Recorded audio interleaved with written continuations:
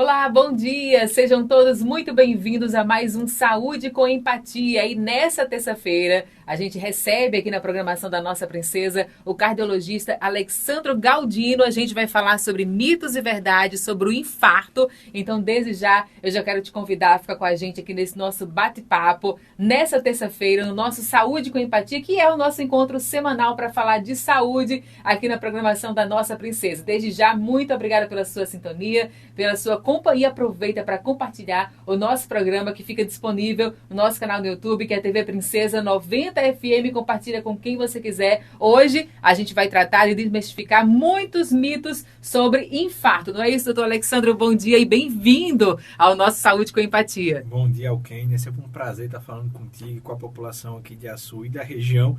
E vamos tratar sobre um tema extremamente importante, porque as doenças cardiovasculares são a que mais mata no mundo inteiro.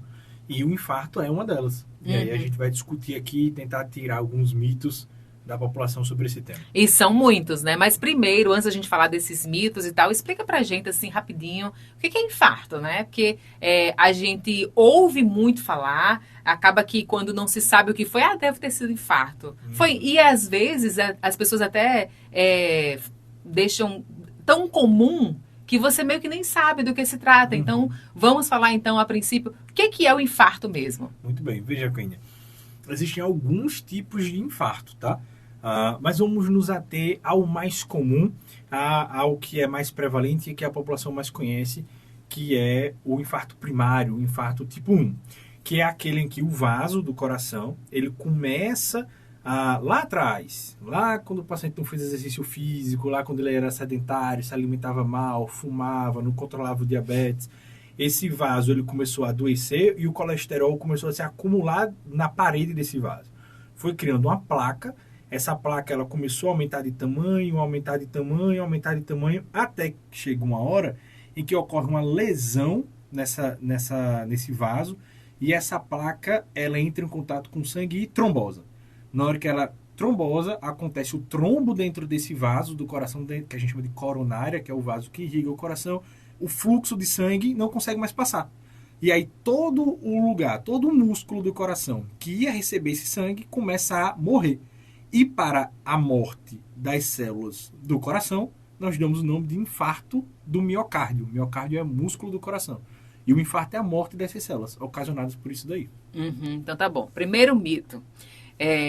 Qualquer pessoa pode sofrer um infarto? Qualquer pessoa pode sofrer um infarto. Desde de pessoas que não sabiam que tinham fatores de risco, até pessoas que fumaram muito, diabéticos, hipertensos, aqueles que têm o quadro bem florido dos fatores de risco cardiovascular. Então, eu costumo dizer para os pacientes, não existe risco zero.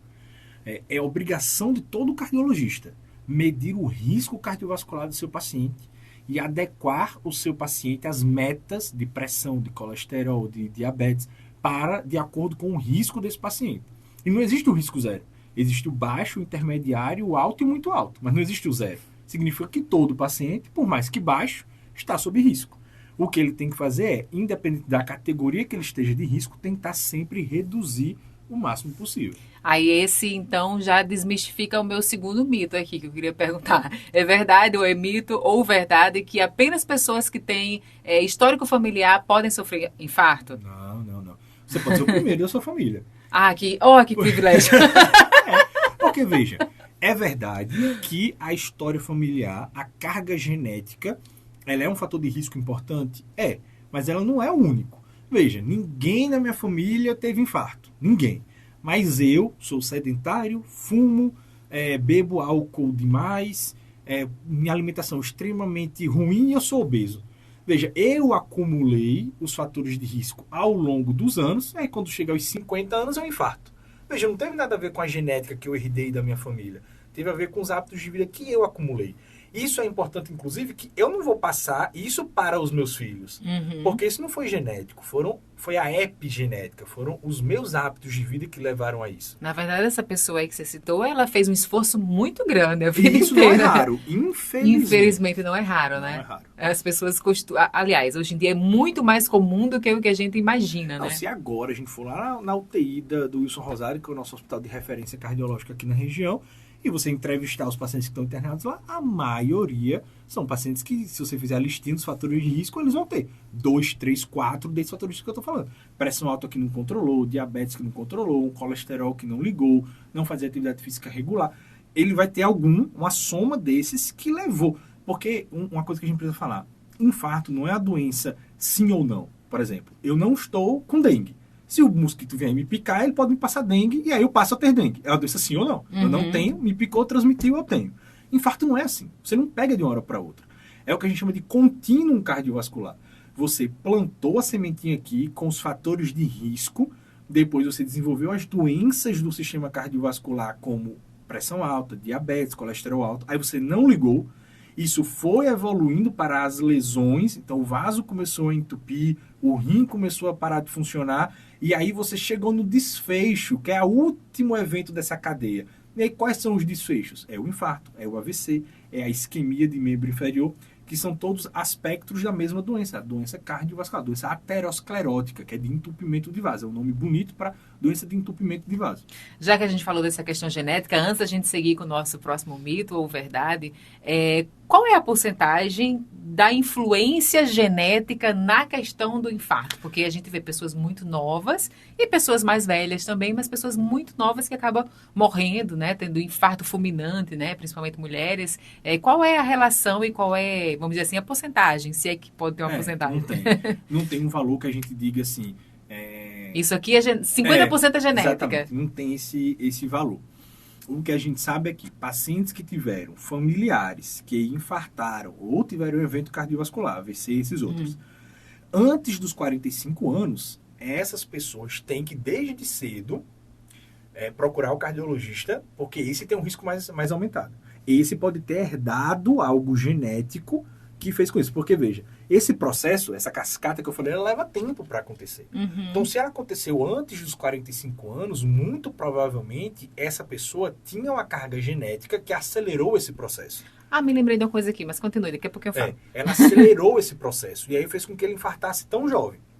E aí, veja, quando esse processo ele é muito acelerado, não dá tempo do coração se adaptar, se preparar. Então quer dizer que o coração se prepara para o infarto? Veja como o nosso corpo ele é inteligente, né?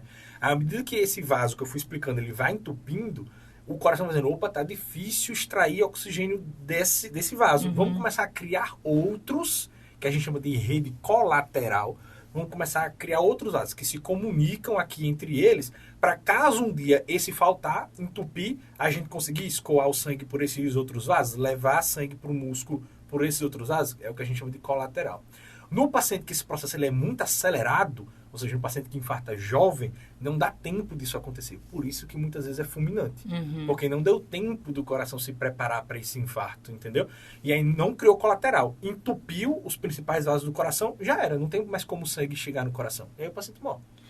A gente falou que não é genético, mas a questão da obesidade, isso acaba tendo uma porcentagem maior genética, né? Então, acaba que tem um fator de risco que sim é genético. Veja, é aí que entra o conceito de epigenética, que é algo que está cada vez sendo mais discutido na medicina. Existe a genética mendeliana, vamos dizer assim, aquela assim, eu passei essa característica para o meu filho. Meu olho é azul, eu passei o olho azul para o meu filho. Então, existe isso, que o gene vai se expressar sim ou não, e aí liga no meu filho. Mas existe aquele que eu passo para ele a predisposição genética, eu não passei para ele a sentença daquela doença, e aí agora, se ele usar o ambiente para aquecer essa predisposição genética, ele vai ter doença. Sim. Agora, se ele usa o ambiente para afastar, para esfriar essa predisposição que foi passada para ele, ele pode não ter a doença. Então, é a junção do que eu herdei de genética dos meus pais com o que eu fiz ao longo da minha vida com essa carga.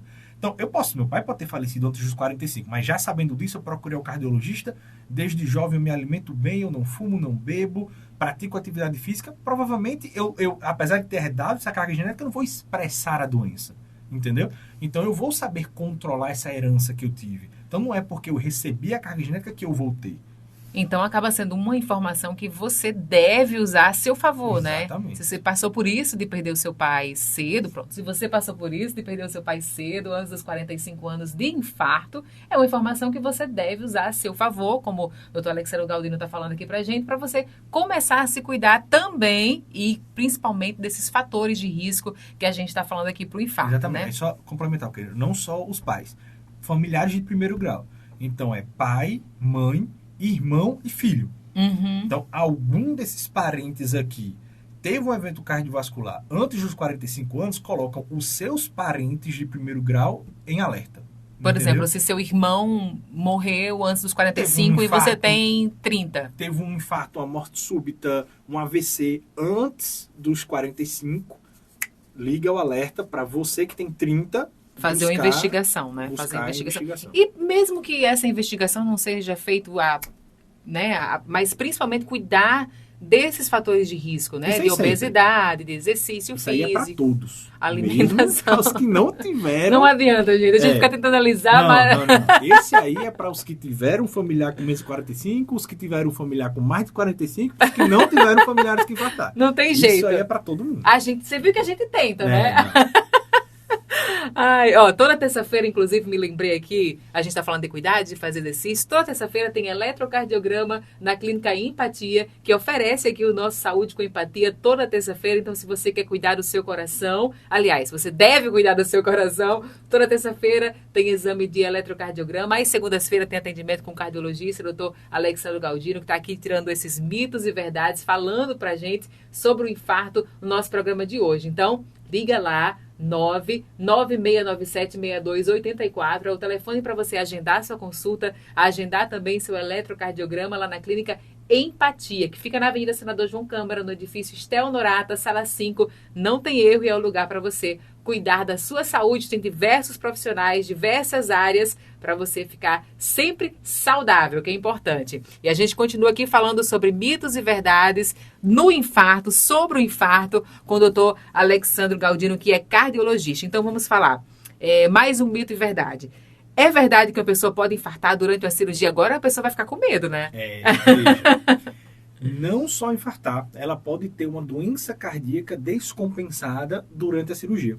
Isso tanto é verdade que os cirurgiões pedem o famoso risco cirúrgico, ou parecer pré-operatório do cardiologista. O risco cirúrgico já dá medo, né? Exatamente. Mas veja, o que é que o cirurgião está perguntando para o cardiologista? Esse paciente que eu vou submeter a essa cirurgia corre um risco pequeno, moderado, alto, de ele ter alguma complicação do ponto de vista cardiovascular e, a depender desse risco, o que é que a gente, enquanto equipe, anestesista, cirurgião, cardiologista, pode fazer para reduzir esse risco, para minimizar esse risco. Por isso que é uma etapa extremamente importante da cirurgia do paciente. Às vezes, já hoje eu peguei pacientes que acham que o risco cirúrgico é uma etapa burocrática, como você tem que autorizar esse exame lá no plano de saúde. Aí acha que o risco cirúrgico é eu tenho que autorizar a cirurgia com cardiologista. Não é assim. Seu coração está sob risco. Por quê? Porque a cirurgia, ela funciona para o corpo como um estresse, como um esforço físico. Mas eu vou estar ali deitado, sedado, mas o seu coração está trabalhando para... Vem um bisturi elétrico, vem sangramento, vem medicação que o anestesista está aplicando. Então tem uma série de coisas que está acontecendo com o seu corpo enquanto você está sedado que estressa o seu coração. E aí o cardiologista precisa entender, primeiro, qual é o grau de cirurgia, porque tem cirurgias que têm risco menor e cirurgias que têm risco maior. E quem é o paciente? Tem pacientes que têm risco menor e pacientes que têm risco maior, a depender do histórico de doença que ele já tem, do que ele sente no dia a dia. E quando a gente junta essas duas características, o tipo de cirurgia que o paciente vai fazer, com quem é esse paciente que vai ser submetido àquela cirurgia, a gente chega no risco que aquela cirurgia vai trazer para aquele paciente e quais são as estratégias que a gente pode fazer para minimizar esse risco. Entendeu? Então, o risco cirúrgico não é burocracia, tem que fazer e tem que fazer no prazo certo também. Exatamente. Não adianta fazer 3 meses antes, não. Porque é uma verdade, o paciente pode infartar durante a cirurgia. Mais um mito ou verdade para a gente desmistificar. Sentir dor no peito ou no braço esquerdo são os únicos sintomas do infarto? Nossa, essa daí é muito comum. Dá pra dizer, não, eu não vou na urgência não, porque a dor que eu tô sentindo é na boca do estômago. Então não é infarto. Então é do lado direito. São gases. São gases. É do lado direito e o coração fica do lado esquerdo. Veja, existem alguns pacientes que isso pode acontecer em qualquer pessoa, tá? Infartar de forma atípica, que é com sintomas que não são esses clássicos. E tem alguns pacientes que isso é extremamente verdade, que isso é mais prevalente. Mulheres, idosos, pacientes diabéticos, pacientes renais crônicos e pacientes que já sofreram algum tipo de transplante. Esses pacientes, eles são um grupo que mais infarta de forma atípica. Como? Às vezes é uma dor no estômago, às vezes é um mal-estar, por exemplo, dá aquela suadeira fria, fica nauseado, vomita, passa mal, mas não sentiu dor nenhuma. Às vezes isso aí pode ser um sinal de infarto para um paciente, principalmente idoso, às vezes infarta muito assim. É uma dor só apertando a minha mandíbula, não sinto nada daqui para baixo. É só uma coisa apertando o meu pescoço. Pode ser infarto. Dor nos dois braços pode ser infarto. Então, uma série de sintomas que o primeiro, um alerta para os médicos da urgência não negligenciarem, não achar que, porque não é um sintoma clássico, eu não vou pedir o eletro no paciente de risco. Chegou uma mulher, 65 anos, diabética, sentindo uma forte dor no estômago. Não, omeprazol ou dipirona, fica a observação, melhorou, eu libero. Esse paciente pode estar infartando e ter melhorado, porque como o músculo do coração foi morrendo, o músculo que morre não dói. E aí a dor passou, estabilizou, a paciente é liberada, quando é depois que passa pelo cardiologista porque está cansando, ele, seu coração está com a sequela de um infarto prévio que você teve. Mas eu nunca tive dor no peito. A gente começa a conversar com o paciente. Aí teve aquele dia que ela deu entrada na urgência com sintomas atípicos e era um infarto e foi... A gente tem um hábito de naturalizar o que a gente sente, né? Não, isso aqui são gases, eu sinto isso sempre. Eu tô com a dorzinha aqui atrás do pescoço, meio para a esquerda, meio para a direita. A gente tem esse hábito de naturalizar as nossas dores, né? Como se sentir dor fosse normal, apesar de que a gente sente sempre, mas é como se sentir dor fosse normal e na verdade não é, né? Hoje eu fiz o teste ergométrico de um paciente que chegou dizendo que o médico pediu. Não, ele pediu, ele insistiu para fazer, mas eu tenho certeza que não é não, porque quando eu como cuscuz eu tenho um entalo. Eu sinto esse entalo aqui, então deve ser porque eu como comida gordurosa. Tudo bem, vamos lá, vamos começar o exame. Durante o exame, o paciente, tá dando. E isso, aí ele começou a dizer, isso é comum. Quando eu faço esforço, isso dá esse entalo, eu paro, o entalo melhora, e aí depois eu volto. E aí o exame dele começou a alterar, e alterou muito. Tanto que assim, eu já mandei ele direto para o médico dele para pedir o cateterismo. Então, veja, o paciente jurava que era alimentação, mas se o sintoma aparece, principalmente quando você faz algum esforço físico, isso é um sinal muito grande de que o problema provavelmente vem do coração. Comer é um esforço físico que pode dar... Refeição copiosa sequestra sangue do corpo. Porque ele falou de comer cuscuz, né? Então, mesmo ao se alimentar, você pode sentir e ser um sintoma de infarto. E provavelmente já era. Vamos para mais um mito, né? Apenas pessoas idosas e homens podem sofrer um infarto agudo? Não, a gente comentou logo mais, né? Isso aí a gente já desmistificou antes de vir a pergunta. Não. Pacientes mais jovens podem ter, mulheres podem ter, principalmente... E outra, mulher, até uma determinada idade, infarta menos do que o homem, porque ela é protegida pelos hormônios que o ovário produz. Quando ela entra na menopausa, que ela perde essa proteção, os níveis começam a equiparar. Mas, um dado que é preocupante. Mulher, apesar de infartar menos do que o homem nessa faixa etária, o infarto é mais perigoso. Ela tem mais chance de morrer do que o homem. Então, veja, nem só homens ou idosos infartam, mulheres infartam, e quando infarta, justamente, eu sou mais durona, eu tô aqui, eu vou ter que cuidar disso aqui, eu tenho que fazer isso aqui da família, depois eu procuro ajuda. Às vezes, é tarde demais para procurar ajuda e já chega mais grave e morre mais. Além do que, as mulheres estão adquirindo hábitos de vida ruins, que antes era muito visto só no homem. Muito comuns para homens, né? E aí as mulheres estão adquirindo esses hábitos de vida. Mulheres que fizeram esterectomia, elas têm mais facilidade ou é mais comum infartar? O problema é a ooforectomia, que é tirar os ovários. Os ovários. Porque às vezes ele faz esterectomia total, aí tira o útero e tira os ovários. Né? O útero em si, ele não vai ter interferência, né? Agora, os ovários, sim, por causa disso. Os ovários, os hormônios ovarianos, eles são um mecanismo de proteção da mulher para o sistema cardiovascular. A tireoide está relacionada ao infarto? Ao infarto diretamente não. Mas doenças da tireoide podem deflagrar doenças cardíacas. Não infarto propriamente dito, mas arritmias, derrame no coração, líquido dentro do coração, pode ser um sintoma de de uma doença da tireoide descompensada, sim. Agora, o infarto diretamente, não. O exercício físico intenso, a pessoa que pratica crossfit de meio-dia, correndo, na rua. Essa pessoa que faz exercício físico, assim, esse abençoado. Essa pessoa tem maior risco de infarto? Veja, não vai ser a atividade física, Eugênia, que vai fazer o paciente infartar. Sim. Então, mito, não é você culpar a atividade física. Agora é o que a gente vinha falando, veja, às vezes esse paciente ele já tinha uma predisposição genética, não cuidou, e aí foi fazer uma atividade física intensa sem ter sido avaliada pelo cardiologista, e aí aquele processo de adoecimento mais rápido, o coração foi estressado demais, e aí veio a ter o desfecho. Mas não foi a atividade física a culpada, entendeu? Outra coisa, fazendo musculação, aquele faleceu. Às vezes usava anabolizante, usava substâncias que sobrecarregam o coração, que prejudicam o coração, e aí bota a culpa na atividade física. Não foi a atividade física. É aquela coisa, né? Você come bem e tal, aí sente azia, você não come bem, aí sente azia e coloca a culpa no tomate. Exatamente. Você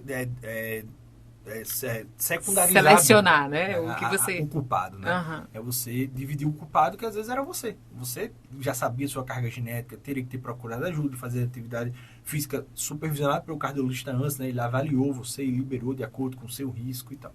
Mais um mito e verdade para a gente desmistificar aqui. Quem já teve um infarto pode praticar exercícios físicos novamente? Já que a gente está falando de exercício físico, a gente já sabe que o exercício não vai dar infarto, né? Veja. Então, quem já teve um infarto pode voltar a praticar exercício? Isso é uma verdadeiríssima. Não só pode, como ele deve. Agora, mais uma vez, isso vai ter um momento em que o cardiologista dele, dentro do processo de recuperação do infarto, vai reintroduzir a atividade física como parte do tratamento dele, inclusive pós-infarto, e ele vai progredindo aquela atividade física de acordo com o grau de sequela que esse paciente ficou do infarto. Então, não é, eu infartei, eu ouvi dizer que é bom para o coração fazer atividade física, que eu vou aqui me danar a fazer atividade física.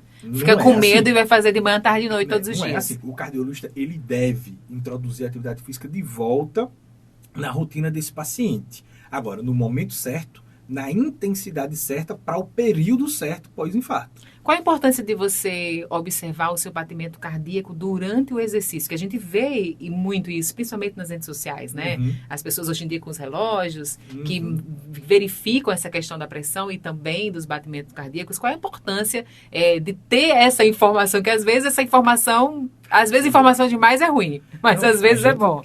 A gente faz isso no consultório, sabe, Eugênia? A frequência cardíaca do paciente durante o exercício, ele é muito bom para a gente colocar o paciente para treinar na zona de treinamento que a gente quer. E cada zona de atividade de frequência cardíaca traz um benefício diferente para o paciente. Então, a gente tem duas formas de fazer. Uma forma genérica, que a gente faz um cálculo generalizado, que a gente pega 220 menos a idade, a gente estipula que aquela seria a frequência cardíaca máxima para o paciente atingir durante o esforço, e aí a gente vai calcular as zonas, 50% a 70% dessa frequência cardíaca, 70% a 80% dessa frequência cardíaca, e acima de 80%. Ou a gente faz o teste ergométrico, em que a gente vai testar aquele paciente, qual é a frequência cardíaca máxima que ele atinge, e aí a gente faz esses cálculos baseado nisso daí.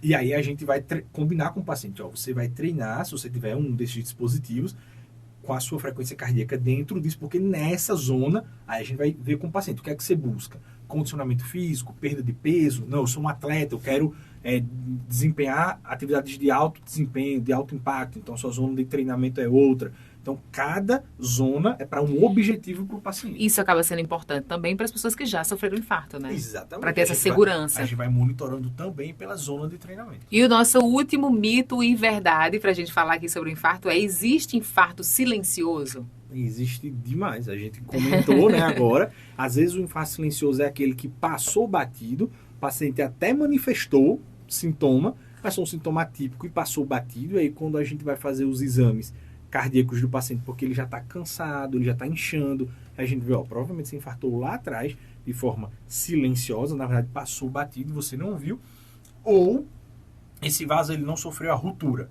Ele foi entupindo, entupindo, foi criando aquela rede de colateral, mas ele fechou, aquele músculo que estava ali morreu, você foi oligossintomático, se sentiu, pode não ter sentido nada, ou ter sentido alguma coisa muito leve e passou despercebido, e aí a gente só vai descobrir lá na frente, quando a gente está fazendo a revisão do paciente, que a gente encontra aquelas alterações que são típicas de alguém que já infartou, mas quando você pergunta para o paciente, você fala, não, nunca fiz cateterismo, nunca fui para a urgência que me disseram que eu infartei, não. E aí a gente encontra aquele infarto silencioso, aquele que passou batido, você vê a sequela já no coração, mas ele não foi diagnosticado com infarto. Quanto tempo uma pessoa pode ficar infartada? O infarto é um evento, né? Infartou, quanto tempo ele tiver vida, ele ficou infartado. Entendeu? Tá. Porque o infarto porque as pessoas falam isso, eu estava infartada e cheguei lá infartada, não é? Tem as pessoas falam assim. Tem alguns nomenclaturas, termos que os pacientes usam. Princípio de infarto, estava infartada, que assim, não tem respaldo na literatura, né? Mas o princípio de infarto, o infarto é um momento, houve morte de célula do coração. Morreu célula do coração de forma aguda em uma quantidade ali específica para causar sofrimento no coração, houve infarto no coração. Ponto. E estava infartada, assim, por exemplo, eu tive o evento e esperei tanto tempo até ser transferida para outro lugar. Então eu estive infartada. Na verdade, ela vai estar infartada por resto da vida dela. Porque ela teve o evento, ela vai ter infartado, ela vai carregar esse infarto, esse diagnóstico para o resto da vida dela. Entendeu? Ela não vai desfazer o infarto. A gente vai fazer medicamentos ou intervenções como cateterismo e angioplastia para desobstruir o vaso, que vão tentar recuperar aquele músculo que estava em sofrimento. Mas o evento, ele aconteceu. Doutor Alexandro, nosso tempo de hoje chegou ao fim, felizmente, mas com certeza muitos mitos foram desmistificados aqui no nosso programa de hoje. Se você conhece alguém que precisa dessa informação, compartilhe o nosso programa com essa pessoa. Esse programa fica disponível para você no nosso canal no YouTube, que é TV Princesa 90 FM. Compartilha com quem você quiser. Doutor Alexandre, muito obrigada mais uma vez. Todo meu. E volte sempre, porque tem muitos assuntos para a gente ainda discutir aqui no nosso programa sobre saúde do nosso coração. Pode contar comigo, é sempre um prazer conversar contigo e esclarecer as dúvidas da população. Então tá aí, gente. A gente aproveita e mais uma vez, em outra oportunidade, a gente conversa aqui com o Dr. Alexandro no nosso Saúde com Empatia. Para vocês que fiquem todos com Deus, cuidem muito bem da sua saúde, da saúde do seu coração, inclusive. Você pode agendar consulta lá na Clínica Empatia, na Avenida Senador João Câmara, no centro de Açu. O telefone é o 996976284. Fiquem todos com Deus e até a próxima terça-feira em mais um Saúde com Empatia.